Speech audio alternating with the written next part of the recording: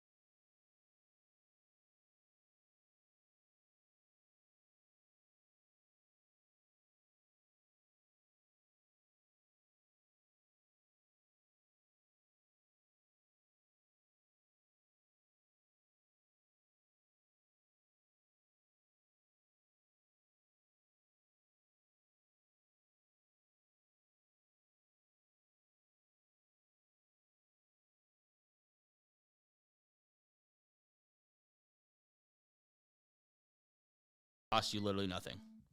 Okay, let's get into the news.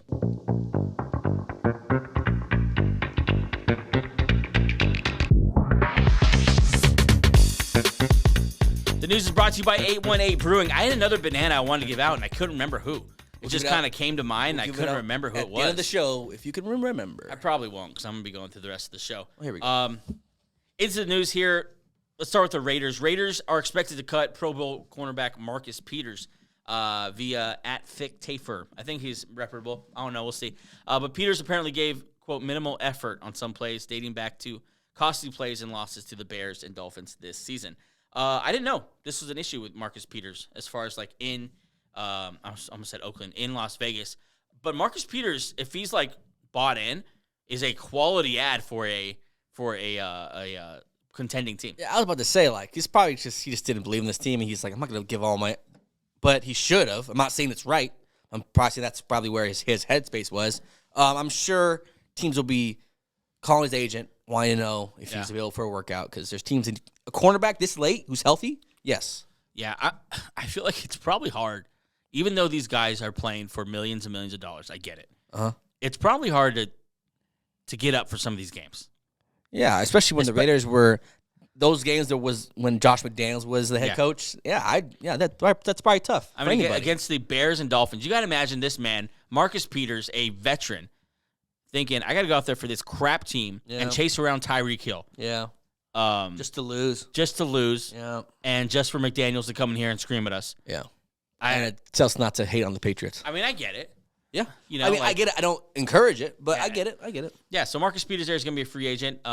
See where he goes. I think it's interesting. Fun time. After the Browns game, Myles Garrett did his interview in a sling, said he heard a pop in his shoulder in the loss against the Broncos.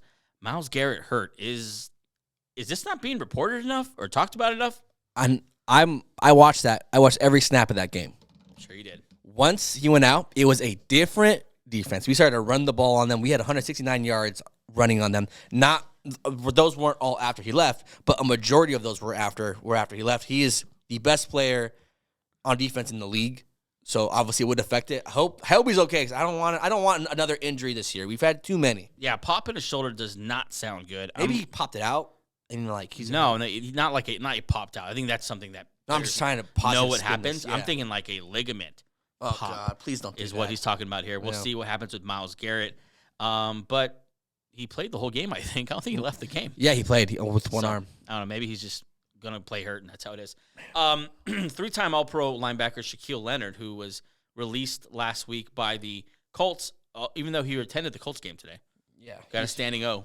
He probably bought some tickets or something already. He had a press box. But that's kind of cool that they gave him a standing ovation. He deserves it. He is I know he does big things in that community. Yeah. So, yeah. Good for the Colts. He's kind of a leader type guy. I hope he could still play. But anyways, he's scheduled to play the Cowboys. If he signs the Cowboys, I hope he can't play anymore. But we represent all teams equally. But he's going to visit the Cowboys on Tuesday. Oh, man. So we'll see if he signs there. But, yeah, Jerry's going to just host the hell out of him. Never mind. Nope, it's not. You're thinking of like a 90s college recruit visit. Yeah. I don't think that's what he's going to get. I think Jerry does that stuff. No. I think no. Jerry? No way. He owns the state of Texas. He can do whatever he wants in Texas. I think Jerry's going to host a more classy visit than that. He's going to maybe come on his yacht. He's going to be served in gold trim glasses.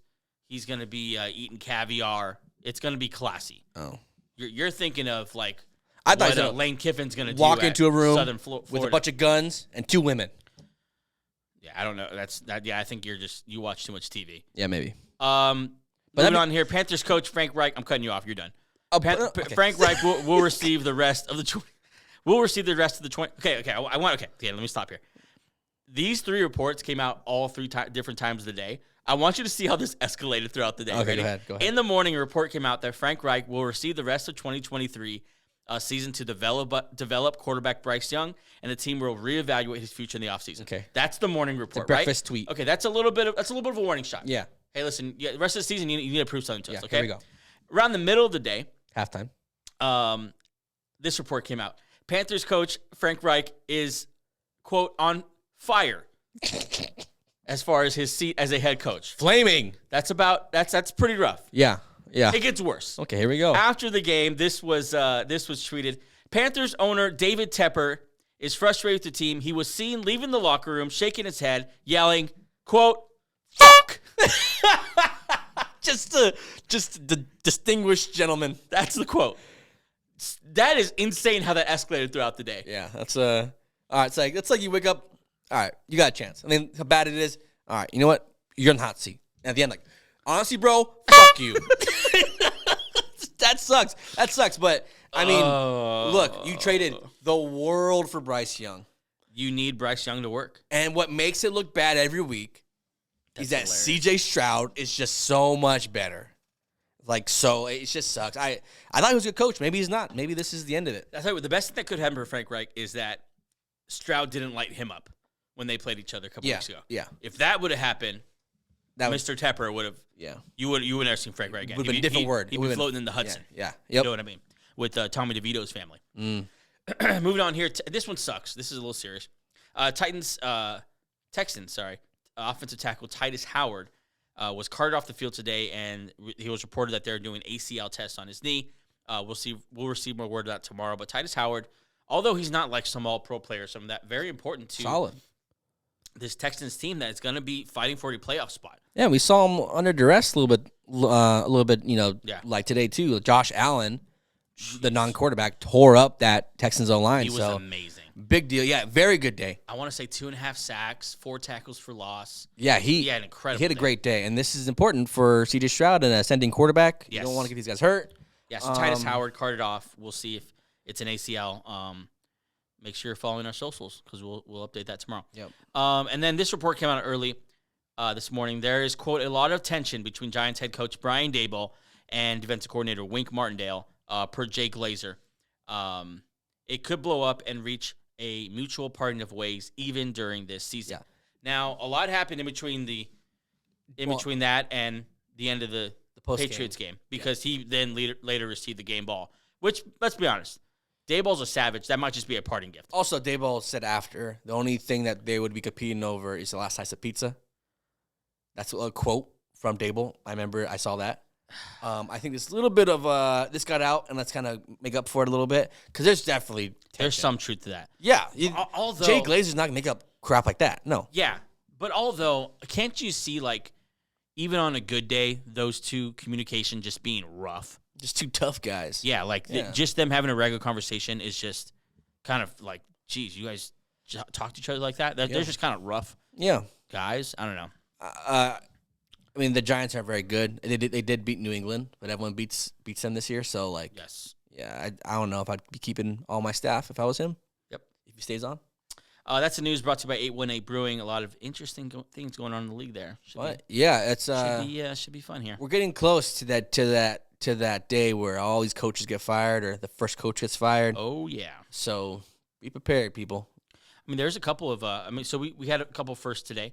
The Steelers played their first game without Matt Canada, and it was the first time they outgained their opponent. Also, the first time they got 400 yards since like the 50s. In 158 games, something like that. Yeah, something like that. Some crazy stat where like seasons worth they haven't gotten 400 yards until 158 games. Jesus, that's not it. Something crazy like that. Yeah. We feel like we're bad journalists now. Yeah. But it's something crazy where Matt Canada was definitely holding them back. Yeah, now there's another thing holding them back, which is the quarterback. So you're almost done with this cleanse of bad players. Yeah, and honestly, if Mike Tomlin wants to save his job, he needs to hang this on Pickett. And not that that's unjust. Like, Pickett sucks. He's not good. You could put up, he's good in the fourth quarter. Yeah, but you realize that football has four quarters. But the thing, he's not good in the fourth quarter. That's not even the thing.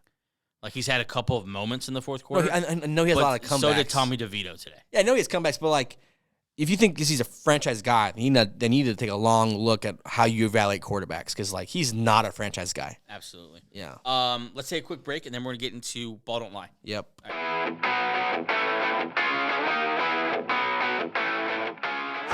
All right, we're back. We're getting to Week 12's version of Ball Don't Lie. Mm-hmm. You want to get us started? Sure. I got one. Ball Don't Lie. Russell Wilson is the comeback player of the year. Listen, Wow, listen, you're starting listen. right off with it. Listen. Okay, yeah. I'm a Bronco fan, so this is exactly what I'm starting off with.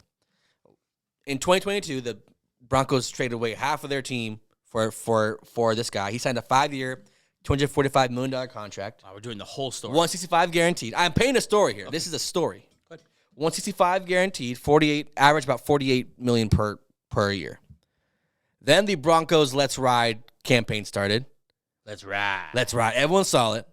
And then he went on that season to throw 16 touchdowns, 11 picks, and finish 5-12.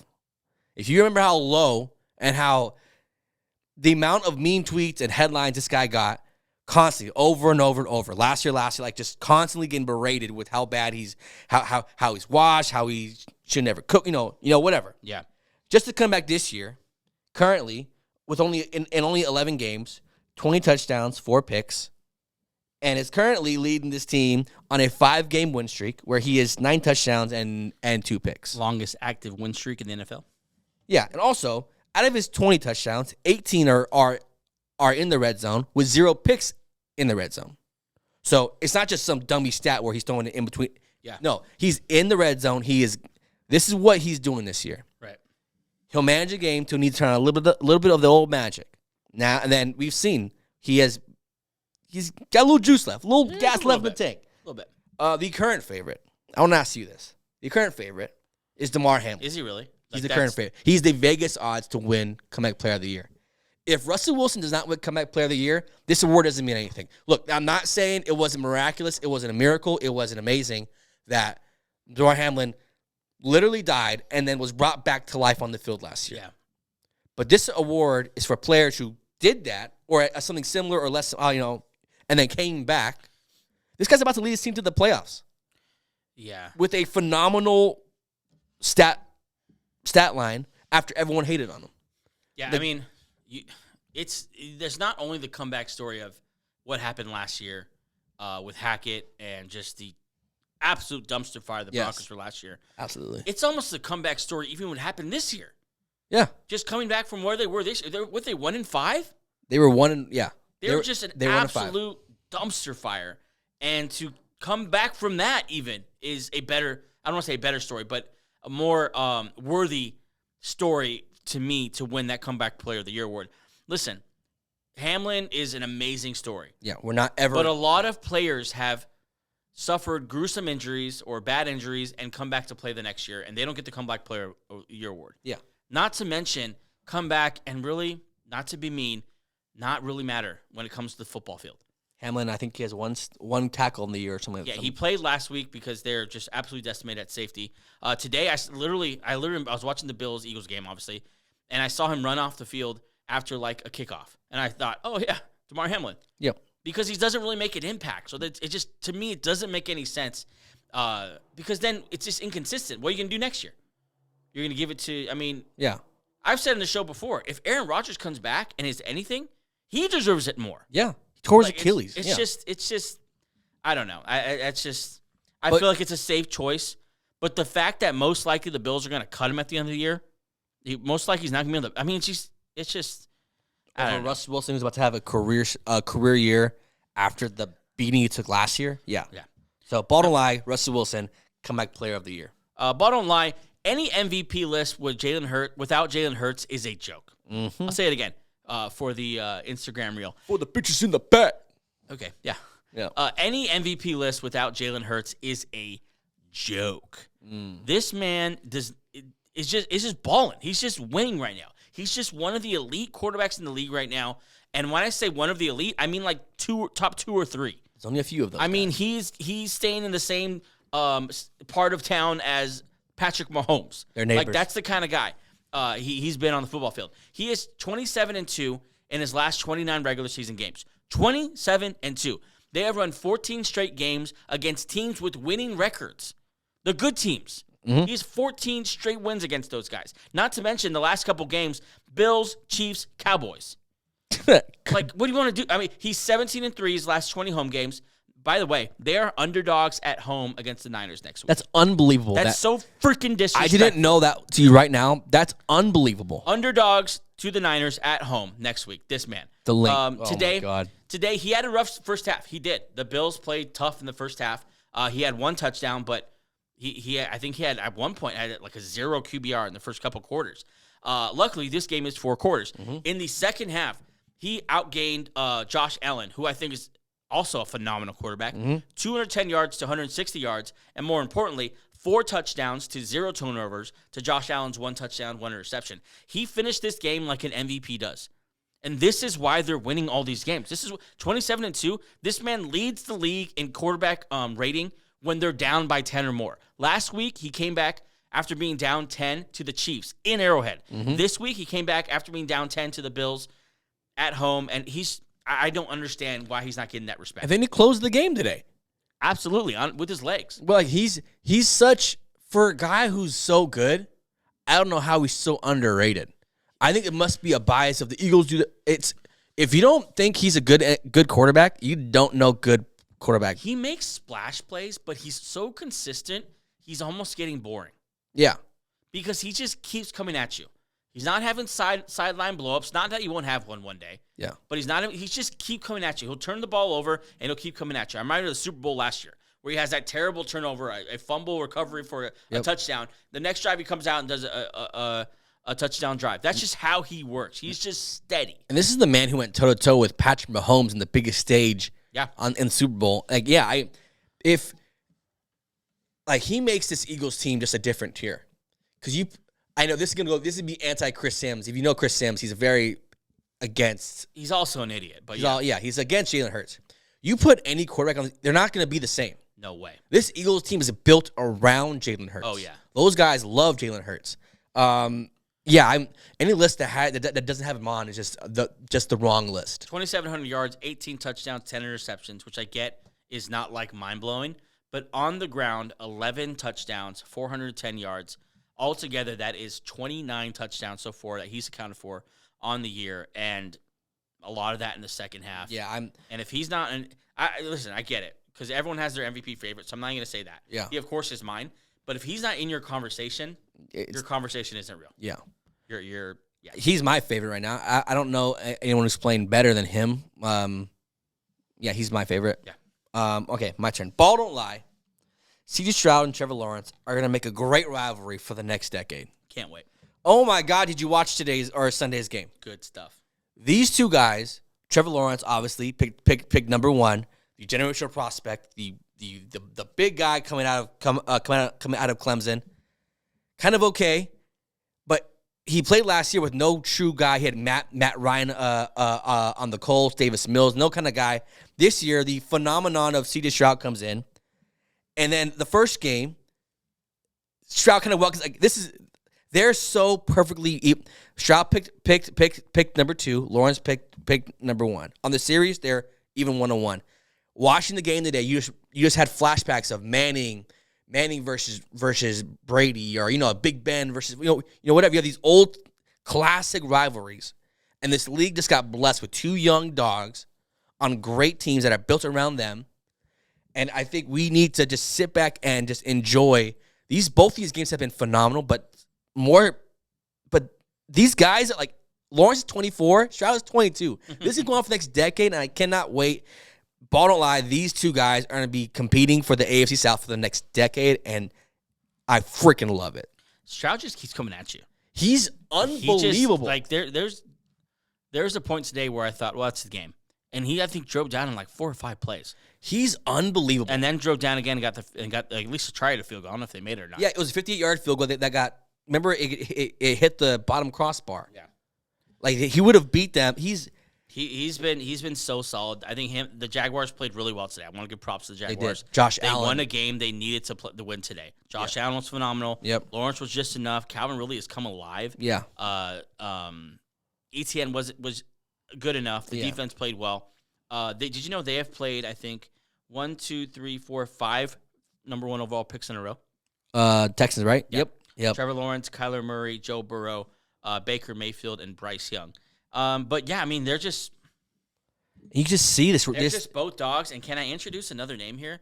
Anthony Richardson's in the same division. He'll be back next year, and he looked really good as well. Who would have thought This division's on its way. 3 years ago Yep. this would be the division of young dog quarterbacks? Yeah, the Titans are seeing this right now and thinking, holy crap. We got to figure out if this Levis kid can keep up, because if not, we're going to be drastically behind and to be Fast. the doormat for this whole. Next year, Richardson healthy, Stroud in year 2, and Lawrence would be in year 3. Yeah. Sheesh. Watch out. This I just love that the NFL, more specifically the AFC, has another division where all these quarterbacks are going to be good. If you think about it, even this year, it's a little bit of a not a changing of the guard, because guys like Josh Allen and Joe Burrow, if they don't make the playoffs, they'll be back. They're young enough. They're still in their prime. Yeah. But this year, those teams might not make the playoffs. Mm-hmm. And you might have C.J. Stroud in there and Trevor Lawrence in there instead. Mm-hmm. And, like, not the usual cast of characters. Mahomes will be there, of course. Yeah. But they might be replaced by some this new young wave guys here. It's getting crowded. This new wave where, not to pick on one team, but, like, Charger fans thought, we're going to be in the playoffs for the next decade because we have Justin Herbert. Not so fast, people. There's a lot more good quarterbacks in the league than people think, and these are just 2 of them, and they happen to be in the same division, being rivals. Yeah, I just love it. I just freaking love it. Yeah, the AFC South is stacked, but ball don't lie, it doesn't matter who wins the NFC South. It just doesn't matter because they all stink. The leaders of the AFC South currently are the 5-6. Yes, that is below 500. 5-6 Atlanta Falcons, who are cycling in crap quarterbacks. Taylor Heineke sucks. Desmond Ridder is just as bad, and they just keep going back and forth. Arthur Smith is just one of the most petty, just weird coaches that we have in the league right now, just doing stupid things. And they're, I don't want to say winning in spite of him because they're below 500. They're 5-6, but they're leading this division in spite of him. The Saints, obviously, huge miss on Carr so far. He's not the guy that they thought he was. I don't think anyone else that wasn't in New Orleans thought he was. I think we kind of knew. We kind of knew that at least he wasn't this show. gonna, At least this show knew. He wasn't going to make them a Super Bowl contender. It's like a responsible guy. He's not. Yeah. The Bucs are obviously almost a rebuild at this point. Yeah. Baker Mayfield's definitely a bridge guy. Started off hot, but what do you know? Todd Bowles, whatever. I go on about Todd Bowles, but yeah, they've been disappointing. Yeah, I mean they're not that talented. This is a team that was built to win around Brady 2 years ago. Yeah, and they're kind of just hanging on and on the edge of kind of like a quick rebuild type thing they're going to try to do.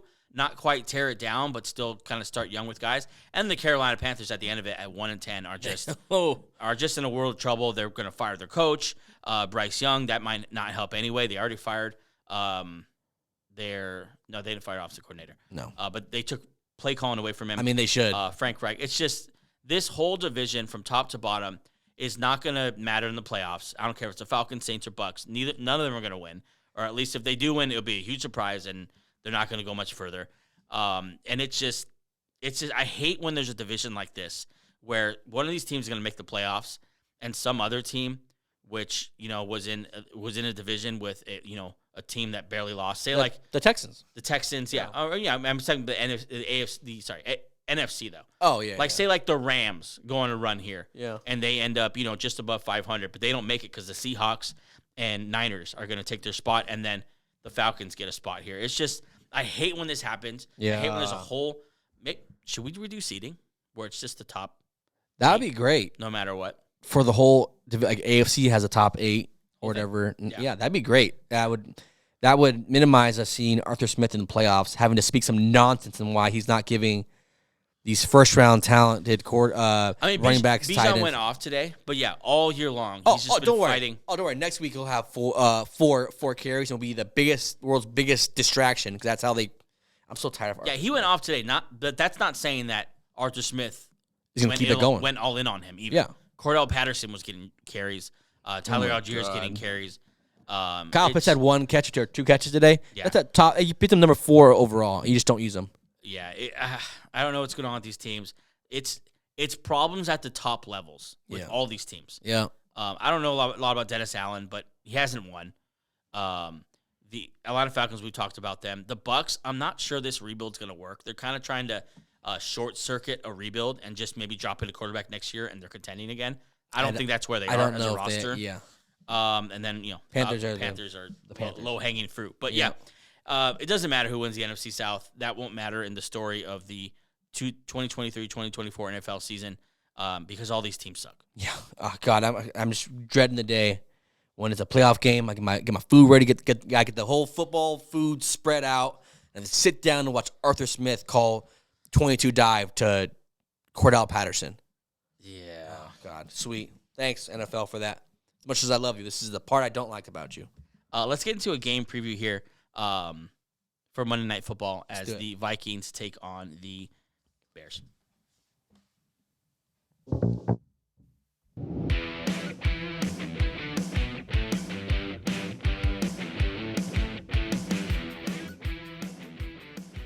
Oh, boy. On Monday night, we're going to get what a lot of fantasy football players are hoping is a absolute track meet. Yeah. And it honestly has everything built like that's what it's going to be. The 6-5 Vikings taking on the 3-8 Bears. This game is much more important to the Vikings than it is the Bears. Bears are out of it at this point. They're kind of evaluating Fields, but they kind of already decided they're not going to stick with Fields, I think. So it's kind of just a couple of teams just playing with house money. There's no real pressure. And I think they're just going to go out there and just run up and down the field. It's an over-under of 43. I'll tell you right now, I'd bet the over. These teams are going to score.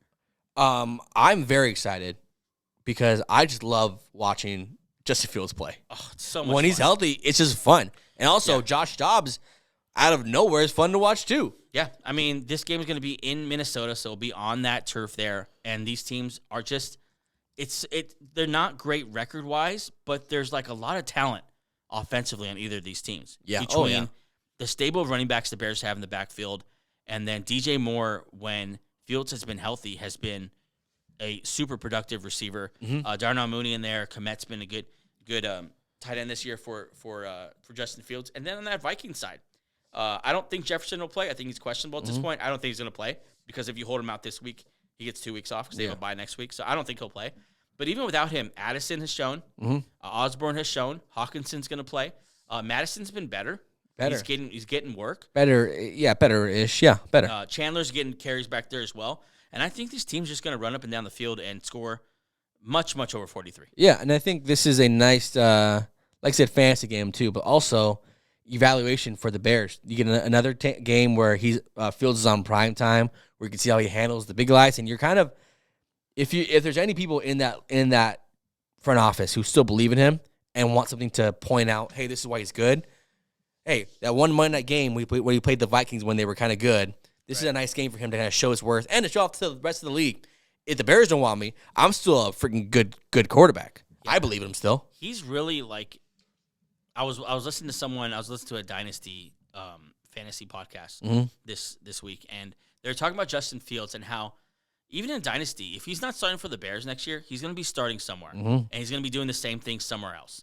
And it might even be a better situation because they might be someone who actually believes in him, wants to build around him, and isn't going to give up on him in year two. But to see these two quarterbacks on turf, in primetime is just, if you're not going to get like an Eagles Chiefs like we had last week, this is the kind of game you want to see. Yeah, this is fun. I think Vikings fans will like it because they have a second little shot of life with Josh Dobbs being whatever he is, being this out of nowhere guy. And then the Bears fans get to evaluate this good defense again because they've actually played pretty well now that they actually care. And the Bears offense has some nice guys. Sneaky fun game. Casual fans might not like it because they might see the records and like, oh, they're not, one bad team and one okay team. Yeah. But tune in. This is going to be a pretty good one. Yeah, and two of the more underrated pass rushers for each of these teams as well, with Daniel Hunter going for the Vikings, and then, of course, newly acquired Montez Sweat going for the Bears. That should be fun, too. At some point, I'm going to watch one of these Monday night games on the Peyton cast or the Manning cast. I've never watched one on there. I've always wanted to. Tomorrow might be a fun one to do that. But they have Troy Aikman and Joe Buck. Yeah, it's hard to miss. That's hard. Like I have always wanted to do that, but I don't want to cheat on Joe Buck and like Troy Aikman. Yeah. A couple surprising stats here as far as team stats I wanted to point out. The Bears are second. That is second in the entire NFL against the run this year. Would you have guessed that? Well, yeah. Really? No. I don't know what I think about that. That makes no sense because, like, oh, they're bad. Because teams should be running on them because they're losing a lot. Yeah, that's. I mean, look, Eberflus. That's rushing yards per game, by the way. Yeah, Eberflus. I'm not sure he's a great head coach, but he's at least a pretty good coordinator. Well, at least against the run, they're 26th against the pass. So everyone has their flaws. So stretch, Josh Dobbs. You're gonna have a lot of throwing to do. Yeah. As far as the Vikings, interesting stat I want to point out for them is that they're 7th against the rush. So that even to me lends even further of like these teams are gonna be throwing it all over the field tomorrow. Yeah. Yeah, and I want to see some DJ Moore highlights. I want to see some Jordan Addison highlights. There's some good players on the field.